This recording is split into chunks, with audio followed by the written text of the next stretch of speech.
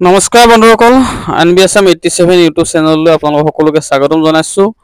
পুনৰবাৰ আপোনালোকক এটা ভয়ংকৰ নাও দুৰ্ঘটনাৰ খবৰ আপোনালোকলৈ আগবঢ়াইছো আৰু এয়া হৈছে নুমলীগড় মহুৰামুখৰ নাও দুৰ্ঘটনা আৰু এই নাও দুৰ্ঘটনাত মৃত্যু হয় দুজন কিশোৰৰ আৰু এই মৃত্যু হোৱা কিশোৰ কিজনৰ লগত আৰু আছিল তেওঁলোকে মুঠতে 5 জন গৈছিল ঘাঁহ আনিবৰ কাৰণে ব্ৰহ্মপুত্ৰ নাও আৰু এই নাও দুৰ্ঘটনাত আপোনালোকক জনাইছো মৃত্যু হয় লাহন মাহিলী আৰু পাবলু দাখৰ আৰু 5 জনীয়া এটি কিশোৰ দলে নাও লৈ তেওঁলোকে ঘাঁহ আনিবলৈ গৈছিল আৰু ব্ৰহ্মপুত্ৰত নাও দুৰ্ঘটনাত মৃত্যু হোৱা দুজন কিশোৰৰ কথা মই জনালৈ বহুত এটা ডাঙৰ এটা খবৰ আপোনালোকৰ কাৰণে বহুত এটা দুখ লগা খবৰ।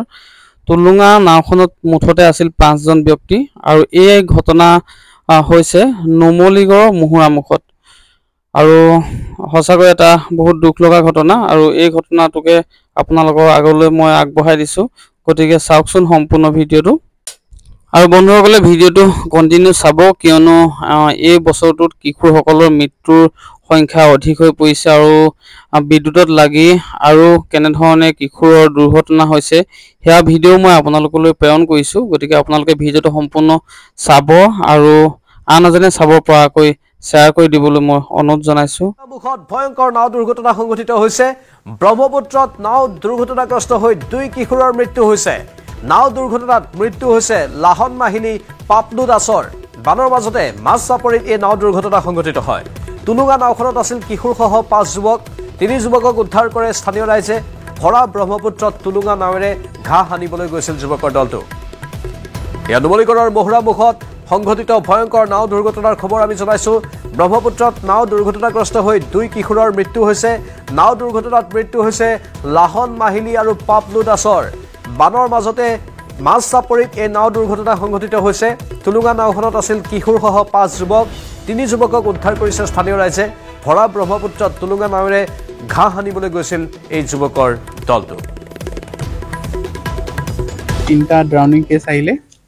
এটাৰ নাম হৈছে ৰাজ দাস আৰু বাকি দুজন হৈছে লাহন মহালী আৰু পাপুল দাস। গোটেইকেইজনৰ বয়স 14 বছৰ হয়। তাৰে ভিতৰত আপোনাৰ দুজন আমাৰ লাহন মহালী আৰু পাপুল দাস তেওঁলোক অলৰেডি ব্ৰড ডেথ হয় আৰু এজন যোন ৰাজ দাস আছে তেওঁৰ কণ্ডিশ্যনটো প্ৰথমতে বেয়া আছিলে কিন্তু ইয়াত আমি অকণমান প্ৰিলিমিনাৰী ট্ৰিটমেণ্ট কৰাৰ পাছত অকণমান ষ্টেবল হৈছে। অক্সিজেন দিয়াৰ পাছত অলপমান ষ্টেবল হৈছে। আমি কেছটো যোৰহাটলৈ এতিয়া আমাৰ 108ত আমি পঠাই দিছোঁ।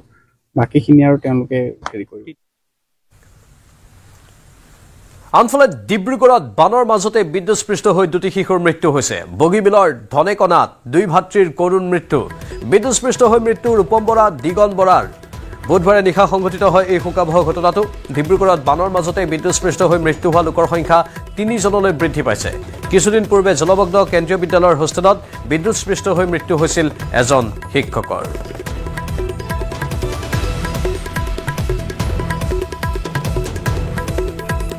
এয়া ডিব্ৰুগড়ৰ খবৰ জনাইছো। বানপানীৰ মাজতেই বিদ্যুৎস্পৃষ্ট হৈ 2টি শিশুৰ মৃত্যুৰ খবৰ। এফালে বানপানী আনফালে আকৌ বিদ্যুৎস্পৃষ্ট হোৱাৰ ঘটনা। স্বাভাৱিকতেই আতংকময় পৰিৱেশ ডিব্ৰুগড়বাসীৰ মাজত। বগীবিলৰ ধনেকণাত 2 ভাতৃৰ কৰুণ মৃত্যু হৈছে। বিদ্যুৎস্পৃষ্ট হৈ মৃত্যু হৈছে ৰূপম বৰা আৰু দিগন বৰাৰ। বুধবাৰে নিশা সংঘটিত হয় এই শোকাবহ ঘটনাটো। ডিব্ৰুগড়ত বানৰ মাজতে বিদ্যুৎস্পৃষ্ট হৈ মৃত্যু হোৱা লোকৰ সংখ্যা এতিয়া 3 জনলৈ বৃদ্ধি পাইছে। ইয়াৰ পূৰ্বেও জলমগ্ন কেন্দ্ৰীয় বিদ্যালয়ৰ হোষ্টেলত বিদ্যুৎস্পৃষ্ট হৈ মৃত্যু হৈছিল এজন শিক্ষকৰ আৰু তাৰ পাছত এতিয়া 2 শিশুৰ মৃত্যু হৈছে। মুঠ বিদ্যুৎস্পৃষ্ট হৈ মৃত্যু হোৱাৰ সংখ্যা 3 জন হৈছে আৰু স্বাভাৱিকতেই বহু প্ৰতিক্ৰিয়া আহিছে ডিব্ৰুগড়বাসীৰ মাজৰ পৰা। আছো ভিতৰত সেহেঁত সৰুটোৱে ফেনখন মানে লৈ পেলাই হেৰি কৰি আছে। তেতিয়া মই আহি পেলাই মই ক'লোহি এই ফেনখন তুমি হেৰি নকৰিবাচোন, এইখনত কিবা হেৰি লাগি আছে তুমি নুচুবা। সৰুটোৱে এনেকৈ ফেনখন টানি নি পেলাই মানে ফেনখন এনেকৈ টানি পেলাই নি মানে সি তাতে পৰি গ'ল। মই ওচৰৰ মানুহ মাতিছো, ওচৰৰ মানুহ এজনী আছে আইমণি শুনিছে নুশুনিছে মই নাজানো 2 ঘণ্টামানৰ পিছত সিহঁত আহিছে আহি পেলাই যেতিয়া মই ল'ৰাকেইটা তাৰ পৰা দাঙি আনি মই মাটি হেৰিয়াত থৈছোঁ থৈ পেলাই মই বোলো সিহঁতে মাতিব নে কি এনেকৈ হাত দুটা পেলাই মই দাঙিছোঁ মাত বোল নাই